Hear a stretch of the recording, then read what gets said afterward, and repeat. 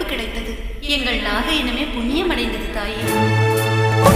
இருக்கும் அன்னையே நீ புத்துயிர் தந்திட வந்த நீ பாவியின் வேர்கொடியை அடியோடு அறுப்பவள்ளி அவ்வினை இவ்வினை போக்கிடும் ஒரு நாகத்தின் ரூபினி நீயம்மா செய்வினை சாய்த்துயிர் காத்திடும்